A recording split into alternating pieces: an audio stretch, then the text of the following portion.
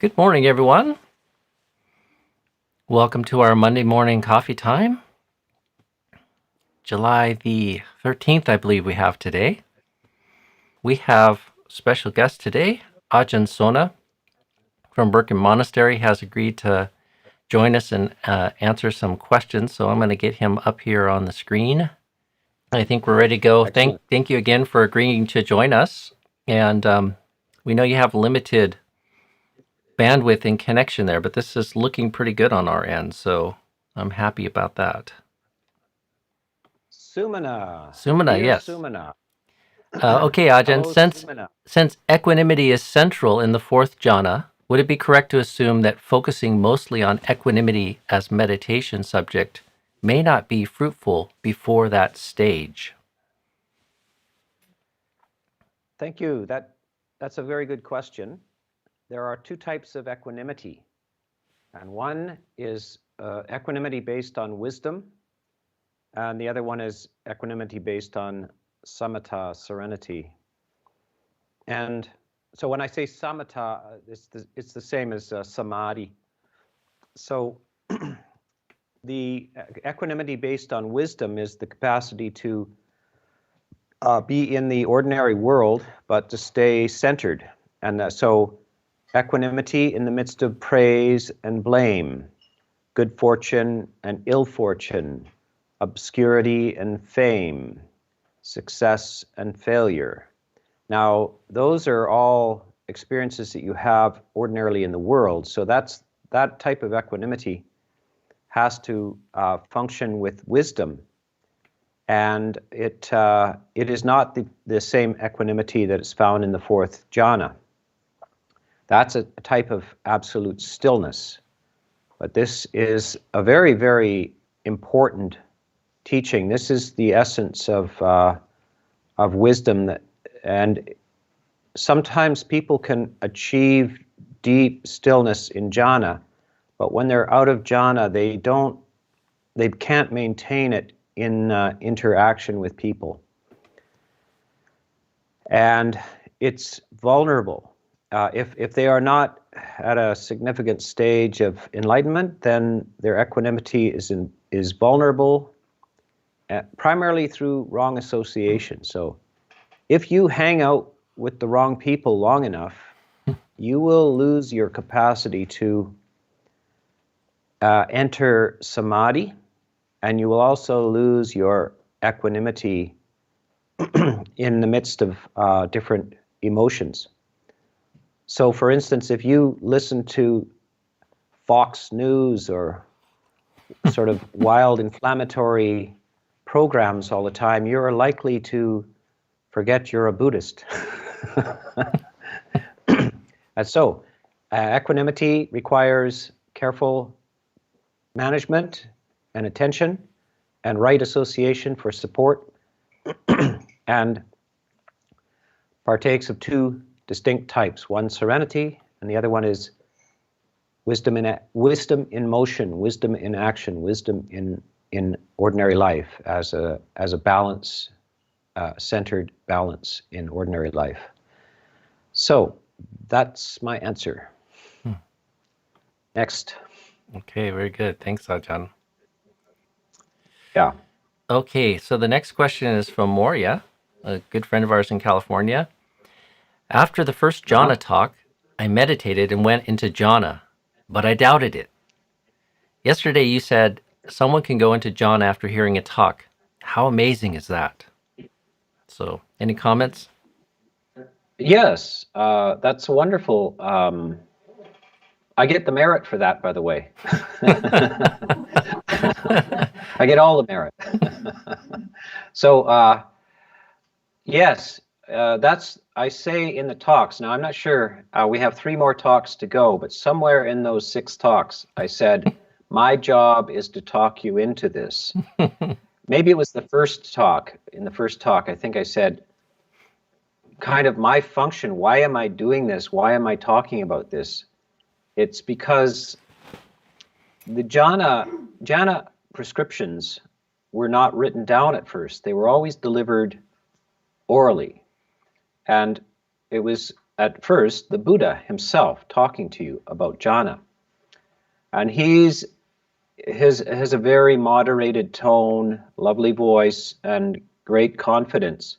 So people are able to actually attain awakening and samadhi in his presence because they sense in the voice, they sense confidence and trust.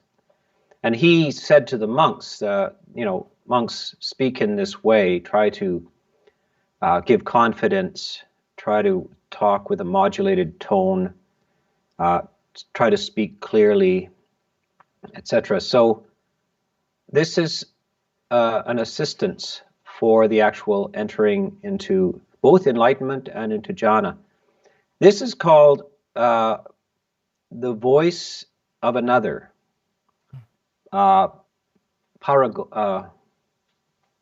can't remember the paragosa or something like that. So this is a specific assistance. So remember that one of the most valuable elements is the voice of another, or a kalyanamitta, the voice of a kalyanamitta, a spiritual friend.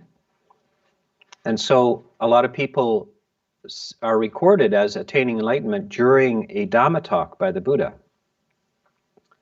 And so this is a very well-known effect, is that you can achieve these things. If you're raised in a Buddhist culture, also even just the sight of a Buddha image or monks or the sound of chanting can produce a strong effect, a strong psychological effect on people. Kind of like Christmas carols. Even if you're not a Christian anymore, the sound of these things that you heard as a child and are associated with happiness, etc., can transform your consciousness. Now, that you doubted it afterwards is now that you've been reassured that such things happen, and sometimes they happen only after hearing a Dhamma talk. You can't quite pull it off yourself. You need the kind of to go back and get a fresh shot of Dhamma talk, and then you can get your jhana again. That wouldn't be unusual, and that's quite understandable. The second part of that is that one, though, should try to become independent so that you don't need the voice of another to enter it. So that's your next job, is like, let me do this without needing the voice of another. Okay, so next, yeah, that's my answer. So getting rid of the training wheels eventually. Yeah, you don't need your mother along anymore. Yeah. She had a follow-up here too, Ajahn, which I thought was quite good. Do you think the hindrances, selves, etc., gang up to block you from jhana? Absolutely, they do. That is, in fact, the main block. I want to talk a little bit about this thing called Mara. Mm-hmm. And Mara has a vested interest. Now, Mara is a universal that you find in all cultures.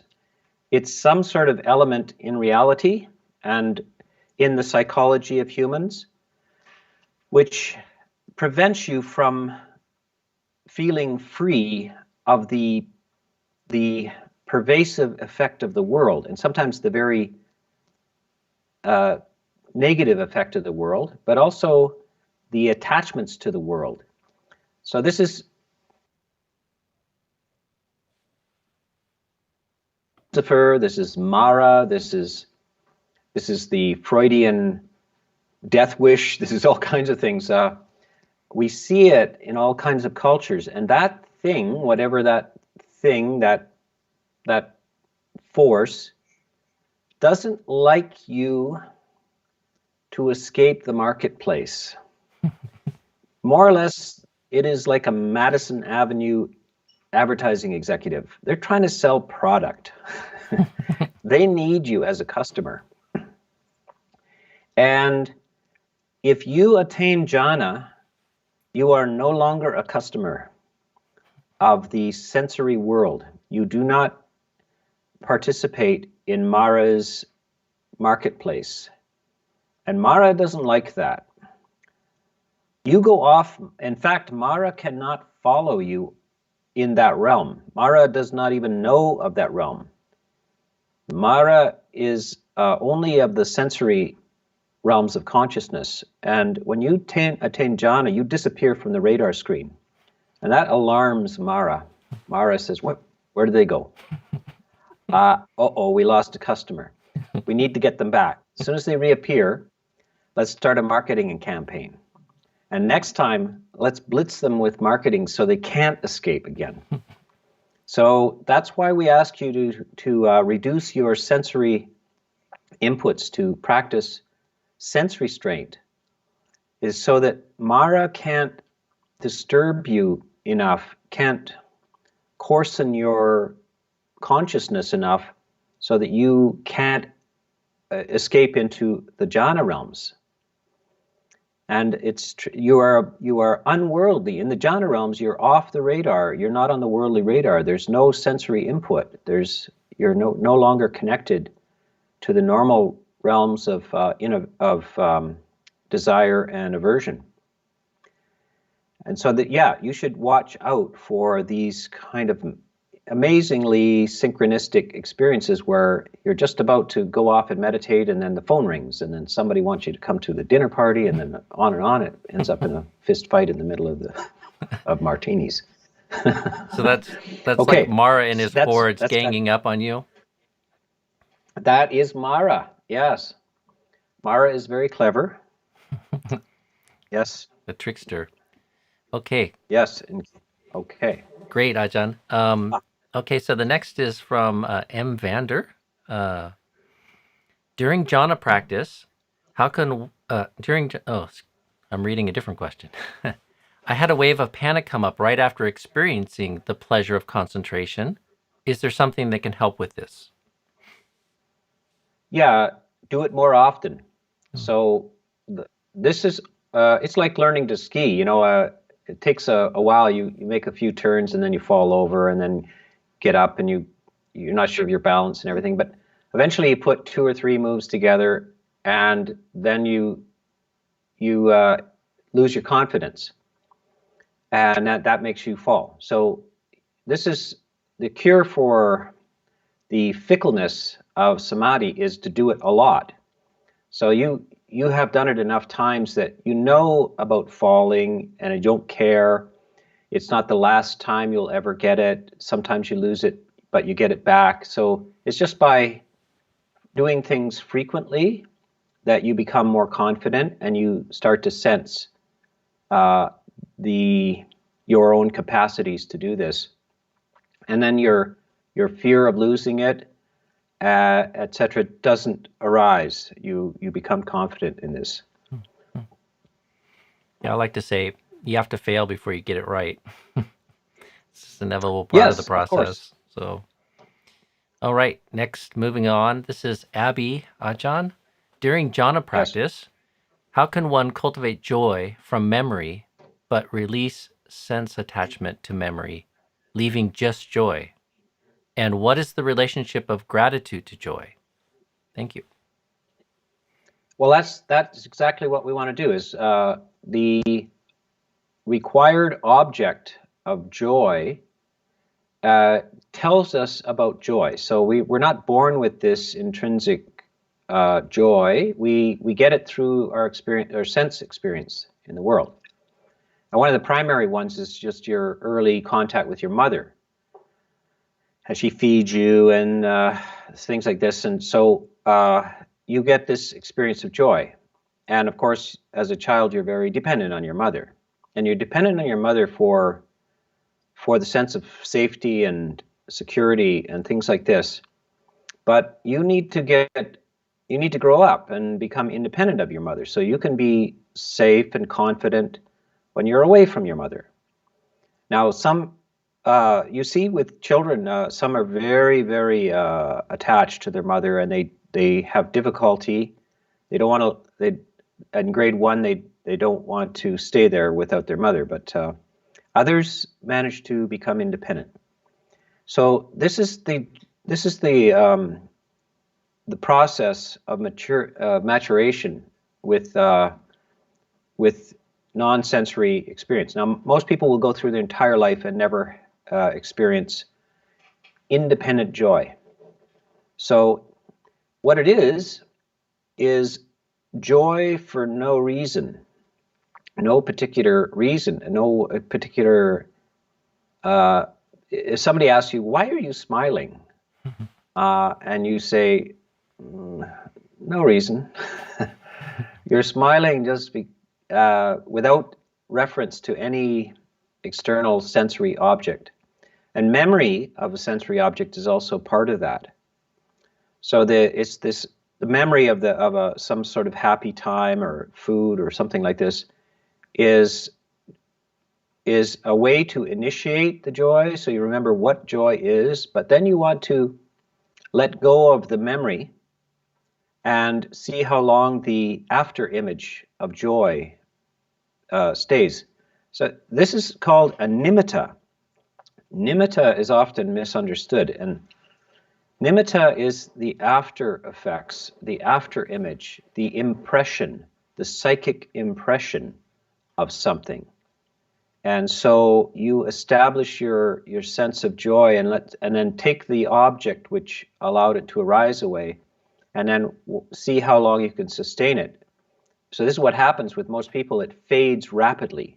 The moment they finish their last bite of their peanut butter sandwich, the joy fades away. They're unable to maintain the nimitta, the post joy experience, the post object experience. So this is something we work on. We try to sustain the feeling of the joy and disconnect it from its concrete object. And then we can start to walk around with it. And so we can maintain it and sustain it.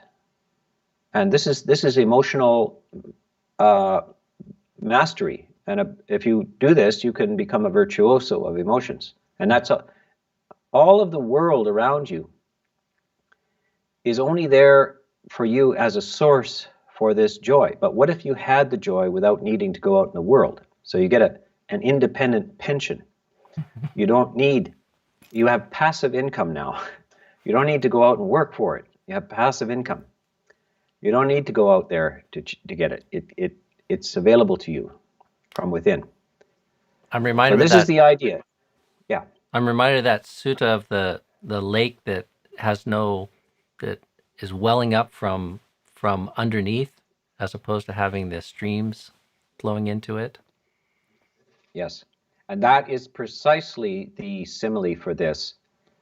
You will find this in Christianity too, and most Christians don't get it. It's one of the parables, and it's the parable of the treasure buried in a field. A man's out in a field, and he blunders across a treasure that's buried in the field, but it's not his field. So he goes and takes every cent he has and goes to the owner of the field, and he buys the field for way too much money.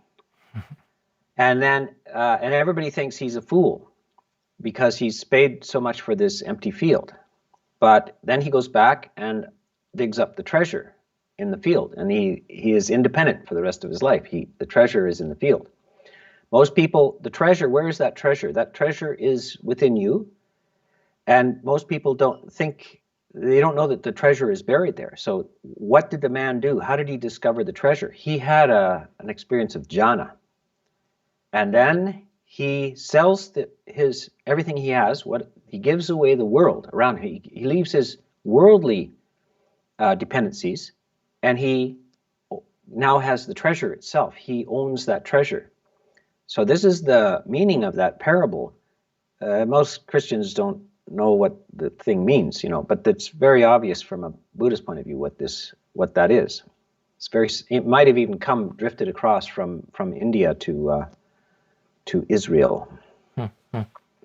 Excellent. Here's a question, Ajahn, that's related to the talk on Mara. Can you speak more about the Samyojanas, the latent hindrances? These arise in Samadhi in more subtle ways. Yeah. So they are the roots of the hindrances. That when they're active, we call them the nivaranas, the pancha nivarana, 5 hindrances. And when they are latent, we call them the samyojanas, the chains. And there are 10 chains. And these chains are like you are like, I hate to say it, but you're like a dog on a leash in a backyard. And one of the ways to let when you go off to work, your dog, you put him on a leash, nice long leash, and you put the leash on a clothesline. So the dog can go side to side and back and forth, and he has the range of the yard, but he's still on a leash. And now the dog soon forgets that he's on a leash. And that, of course, is when the neighbor cat comes to sit on the fence. The neighbor cat loves to torment the dog. So then the dog sees the cat, forgetting that he has a leash on. He runs for the fence and jerks at the end of his leash there. And the cat smiles wickedly and goes off to torment another dog. So this is you. You are the dog on the leash. And while the Samyojanas are inactive, you feel quite free. You don't feel constrained, but when the right situation arises in the world, you will come to the end of your leash, the end of your rope. You will suddenly feel that your Samyojanas are activated and have now become the nivarana, the hindrance. So this is the latent possibilities. We would say in modern terms that this is the unconscious, your unconscious configuration. And this, by the way, that's Freudian language, isn't it? The unconscious. And there's been a century of talking about the unconscious and the subconscious and the this and the that. You know, this actually is not an invention of Freud. It comes actually to Europe. The ideas come through Europe through this philosopher called Schopenhauer, who was the first really European philosopher to become acquainted with Buddhism. And he starts to speak about these latent tendencies and this and unconscious. And then Freud reads him. He also influences Nietzsche as well. Nietzsche and Freud are influenced by this. And that idea of the unconscious really is coming from this Samyojanas, the idea of Samyojanas, which is coming through Buddhist philosophy. It's not very well understood in the West. And what is not understood is the possibility of undoing these Samyojanas. They can be dissolved. And what is enlightenment is the dissolution of the Samyojanas. Temporary freedom is the suppression or the inactivation of the hindrances. And by the way, it's very important. This is it's through the deactivation of the hindrances that you weaken the Samyojanas. And that's how you end up being able to break the Samyojanas, is through the attrition by not activating the hindrances. And so now you just had a brief explanation of dependent origination. You really got your money's worth in this short talk, I tell you. In 3 minutes, you got your money's worth. I'm a little unsure of the etymology, but I think yojana is related to our English word yoke too. So like Yes. with yoke, Samyojana are collected with the yoke. So that's our dog leash that's kind of holding us back. So. Yeah, and yoga and yoke are related as well. Yeah, to yoke. So, okay. Well, here we have a question from Shelley here in White Salmon. Ajahn, would you say Jhāna is like getting off the bus temporarily?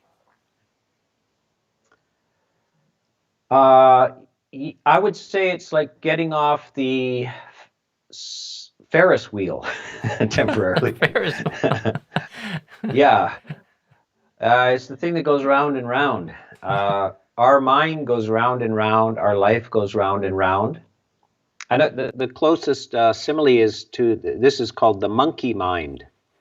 The monkey mind, the monkey swings through the forest, attempting to, from one branch to another, looking for food and fruit and things like that. So our mind, our consciousness swings from sights to sounds, smells to taste, to touches, to memories, to plans, and then back to sights and sounds and smells and tastes, and on in all kinds of random orders. And in the jhana, we suspend that. The monkey, in his endless search for the next sensory experience, is given rest. And the jhana is suspension of the monkey mind, the endless pursuit of another sensory experience, because we only know about these sensory experiences. We don't know any other form of well-being or happiness. So it's only when we discover the jhana that we get relief from this. Most people will not get relief from this except if they're in dreamless sleep. And that's why they look forward to dreamless sleep, is because they get a vacation from this endless wheel, riding the bus, riding the Ferris wheel, swinging through the forest, being an ape. Hello, Shelley. Thank you for the question. Okay, next we have one from Zuri Ajahn. I've been practicing the kneading bath power bread method and finding it highly effective. Would you be able to offer additional encouragement or reflection about this practice? Well, so often, this is why the studying the similes rewards you with all kinds of new approaches. And one of the important parts of this is that it applies to the first jhana. And you see that, and you really need to thoroughly explore these similes, because it's never accidental with the Buddha. It's never casual. It's very purposeful. And what it is an extreme distribution of the jhana factors throughout the body and mind. So he's saying that it's a very active experience, and you are attempting to induce it. So a lot of people talking about jhanas or giving the impression of jhanas is like it just happens, and there's no active part to it. But actually, in the first jhana, it's described very clearly that there is a continuous sustaining and induction of this, and then an attempt to bring it to fullness. So you may get little glimpses of it first. You may get a little moisture rippling through your head or something like this, or say if you're doing breath meditation, you might get a feeling of lucidity and lightness and airiness, actually in your head. And this is what's called a nimitta, the breath nimitta, the after impression of the air seems to fill your head. This is not enough. It should fill your entire body. You are light and breezy, airy, joyful. And the joy should be, it has a circular effect. The more you understand you are joyful, the more joyful you become. You also start to feel hopeful as well. If I can do this, I can retire from the world on a small pension. Even if you have the first jhana, you can retire on a small pension. You don't need the world so much anymore. You have to guard it, of course. It can slip away on you, but you have now discovered the secret of how to be happy outside of the conventional world, which humans are endlessly seeking happiness in. Now you have the secret, you have the treasure. So this is, pay attention to these similes, and as you go through into the deeper jhanas, you'll see that the similes becomes less active and more internalized. But in the first jhana, there's a lot of intentional activity and induction and distribution and working it into this beautiful preliminary for a loaf of bread, the kneading of the bread, the kneading of this soap. And now what are they going to do with the soap? So you got to think, why is it soap? Well, they're going to use it to cleanse you. It's really a wonderful thing. You're going to feel after your steam bath, and this seems to be what they did in India. They had steam rooms, like sauna kind of things. You're gonna feel wonderful. You're gonna feel cleansed and smell good as well. And that idea of smelling good is also a jhana, is the jhana factors. The smell, the Buddha relates virtue and clarity to the scent of virtue. So when we have incense on the altar, that symbolizes virtue. The smell of goodness, of purity, is a beautiful smell. And of course, the opposite. Evil is always represented as a terrible stench. So there you are, Zuri. Very good, Ajahn. Next question is from Eva. Is there a way to use a past experience of Samādhi or Jhāna to help bring up that mode again? Yes, but it's very difficult to remember a feeling. Unfortunately and fortunately, because if you could, you would remember pain. You would actually feel pain when you remember pain. But we can't remember pain. We remember having pain. So if you went to the dentist and you had a painful experience, you're rather shy to go back there. But when you remember it, you don't actually remember the feeling. You remember that you had the feeling. So in the same way with jhana, you can't actually remember the feeling, but you can remember that you had the feeling. And at first, it's very easy to doubt that you ever had that feeling. It's easy to not be certain of your memories when it comes to these beautiful states. But if you do it more often, you do become more confident that you can have these states. But one should never be overconfident. Jhana is, until in a substantial stage of enlightenment, jhana is unstable. And all it takes is the wrong environment and the wrong people, and you can lose it. We have a number of stories from the suttas of people who had attained the fourth jhana, the monks who had attained the fourth jhana, and then they go and visit their family or whatever, and then one thing leads to another, and they can't meditate anymore, and then they end up disrobing because they don't have any internal well-being. And that one thing leads to another. And then the story, it gets worse and worse. So, but eventually they remember the jhana, and they have a memory of it, and then they return to the meditative life. They withdraw from the tangle.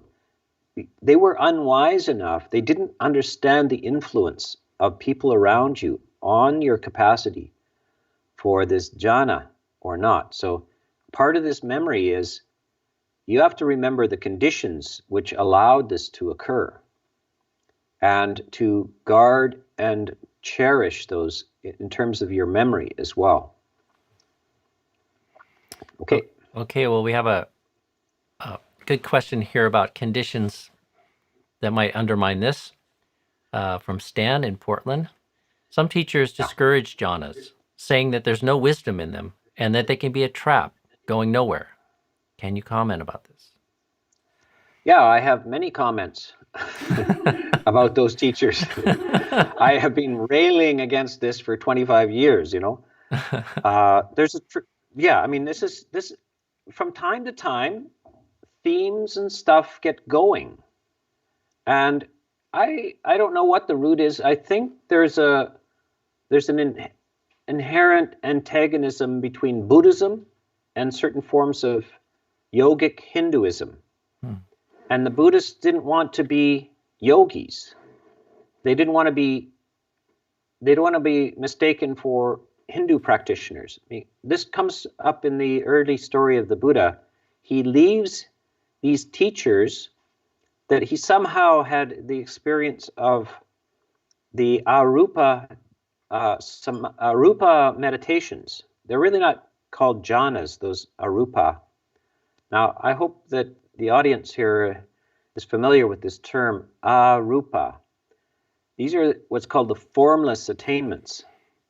And they're abstract concepts: space, nothingness, mind, consciousness itself, neither perception nor non-perception. These are abstract, almost unimaginable sort of ideas that were used by the early teachers of the Bodhisattva to cultivate. He leaves that teaching behind, but I think primarily that it's the austerities that went with it, the extreme austerities and deprivation of the body, that is what he is primarily leaving behind. This gets implanted in the consciousness of people reading the suttas that something's wrong with samadhi itself.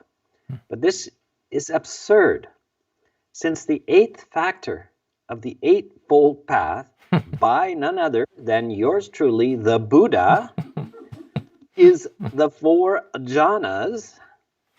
And why would you remove that? Would you like a 7-fold path? I can offer you a 3-fold path if you want. I can take the virtue away too.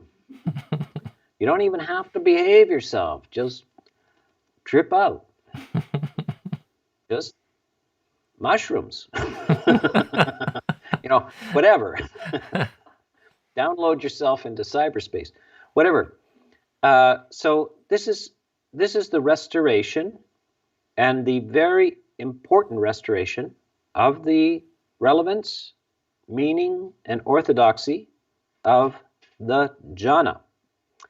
And this is what the Buddha urged monks to do. Every now and then, you have to go and restore factors of the path which have been mislaid.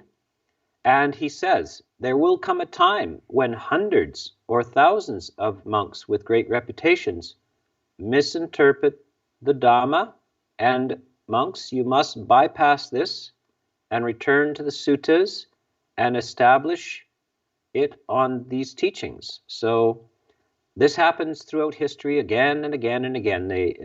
Whole groups of monks go wandering off into distractions and side effects and political agendas as well. Mm-hmm.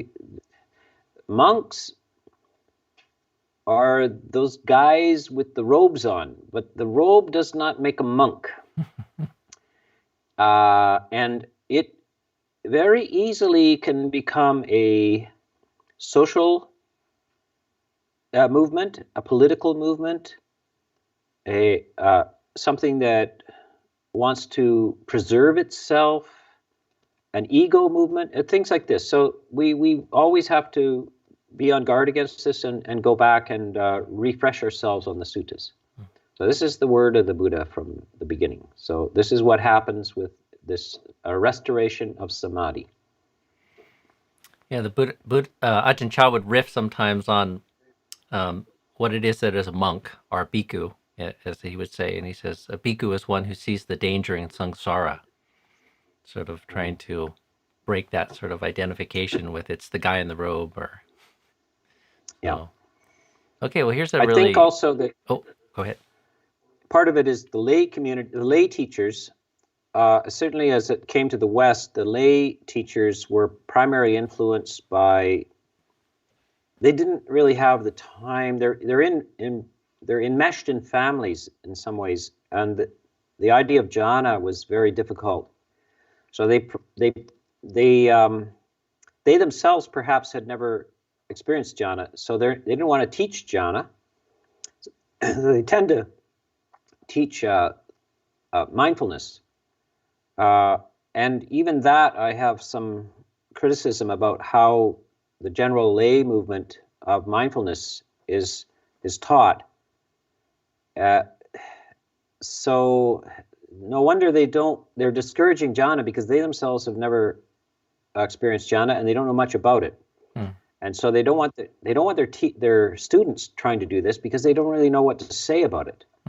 So this is part of the reason. Yeah. Okay, well, here we have a question from Susan here in White Salmon. Are we discouraged from discussing jhana's effects with other people? Good question. I think it is not too good an idea to be too open about your jhana experience with other people, unless you're talking to your teacher, and to a teacher that is knowledgeable about jhana. Lots of monks are not knowledgeable about jhana. Monks in general are not all teachers of meditation. I would say the great majority of monks do not teach meditation. The ethnic communities are,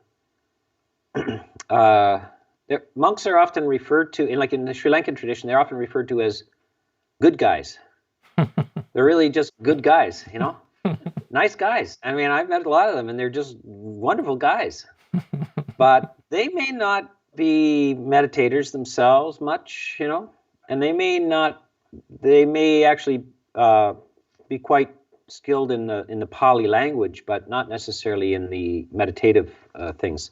So you want to just keep this to, it's like talking to your doctor, this is instead of it being an illness, it's actually a extraordinary positive thing, and you want to just not disclose it, or you don't want to boast about it, you don't want to, etc. With your friends, they're really not a good place to get advice about this. So if you want to talk about it, try to find a teacher that teaches this, and keep it as a very precious and sacred thing, because that's what it is. It's a sacred experience, it's a sacred open secret that is being passed along about what human consciousness can actually do if you go in the right direction, which is not in the way that the world goes. So you don't want to expose this to a silliness. It's a sacred thing. You don't expose this to casual conversation.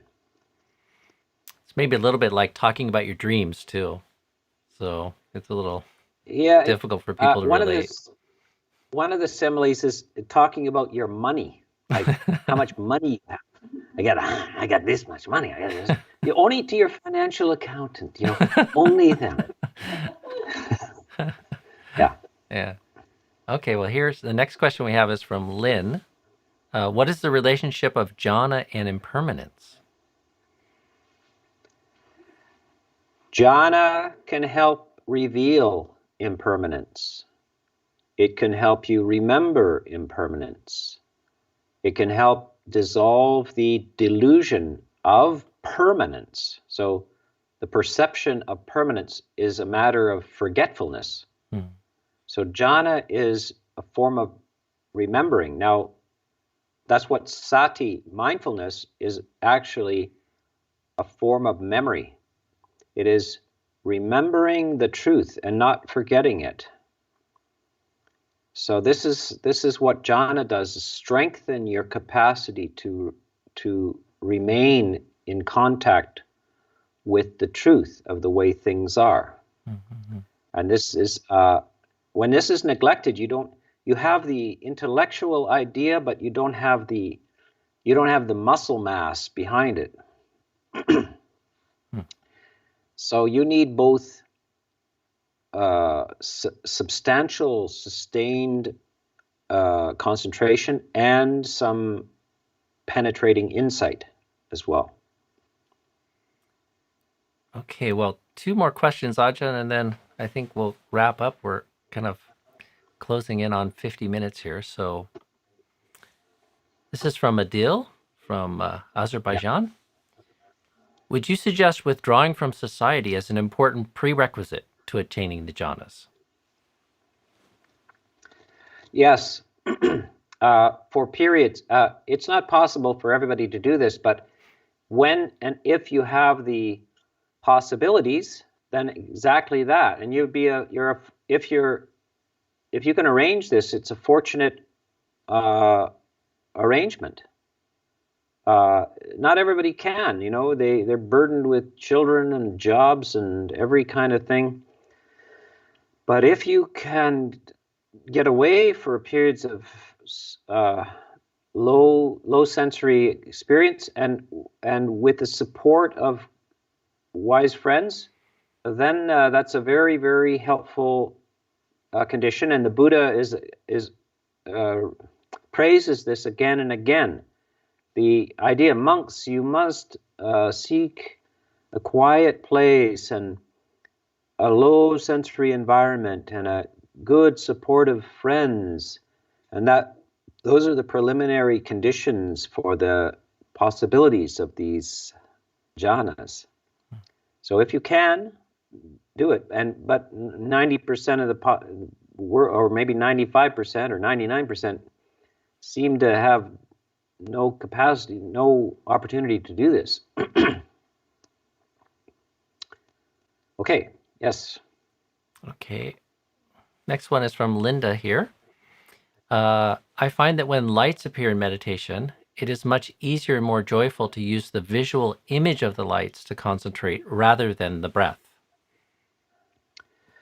Yeah, well, this is, I don't know, hopefully you should read my essay from a long time ago, 20 years back, 25, I don't know how long ago.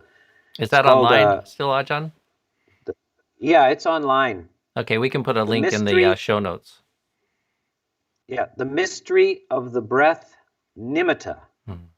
The Mystery of the Breath, Nimitta.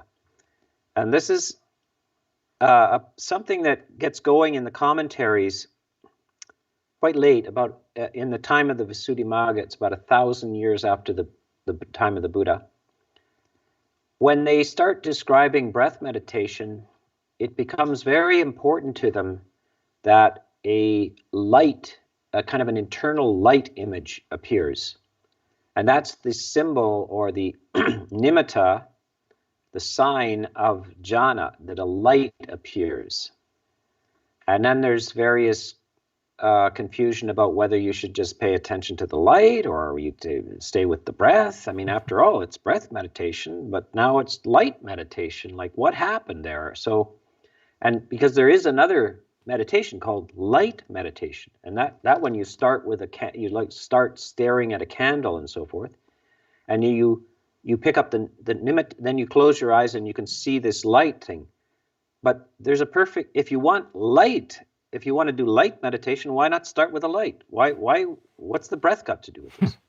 So the breath meditation, you see, it's a decline, the commentarial decline and confusion that happens over time. They're getting some confusion with this, what happens in the internal world. They're also confusing when the Buddha uses the word obasa, and he uses it in the very first sermon, light arose, obasa, light arose. And this is common language in all religious traditions and in philosophy. And in ordinary language, oh, the light went on. I get it. I see it. This is not to be literalized. Light, what? Ajahn Chah has a very interesting saying. He says, what's so great about light? My flashlight has it, What's a light? Light means nothing. Joy means everything. Serenity means everything. Well-being means everything. Loving kindness means everything. Light, it means nothing. Light, who cares? Light. It may be a side effect of your emotional condition, but it's the jhana factors are joy and sweeping well-being of the body. That's all you care about. You don't care about light. Light, a sense of internal light may appear. It's not the point of the exercise. Your emotional structure is the entire point of the exercise. So as long as you keep on that, then lights, no lights, doesn't matter. How do you feel? That's the only question you want to ask. How do you feel? Very good, Ajahn. One last very practical question here. Where would you point an absolute beginner with jhanas who knows nothing about them? I would point them to much earlier in the path, because you're not going to get jhana if you haven't fulfilled. So whoever has virtue has no need to wish. May mindfulness arise. Mindfulness will arise. Whoever has mindfulness developed, there's no need to wish. May samadhi arise. Samadhi will arise. Whoever has samadhi, there is no need to wish. May wisdom arise. Wisdom naturally rises and swells out of samadhi. But where does samadhi come? Virtue. So sila, samadhi, panya. Virtue is the basis for mindfulness. Mindfulness is requires sensory vigilance, so sense restraint, and then you will arrive at the doorstep of samadhi. Very good. Well, thank you, Ajahn. On behalf of myself and everybody who's part of the morning coffee time stream, this has been wonderful. I'm glad you were able to do this, and that your internet connection sort of held up the whole way valiantly. So I'm sure most everybody here is already a fan of Ajahn Sona, but if you're not, he's the abbot of Siddhavana Monastery and has a very wonderful, resourceful YouTube channel, the Ajahn Sona channel, and there's just wonderful things happening over there. So if you don't know about that, go looking for that and subscribe. And we're only on talk number 3, so if you weren't aware that this was going on, you can quickly catch up. And there's 3 more talks on the jhanas to come. So I hope we can do this again, Ajahn. Thank you so much. It's been really wonderful. Yes, very, very well done on your end. Thank you. All right. Bye-bye. Well, have a good day, Ajahn. Bye-bye.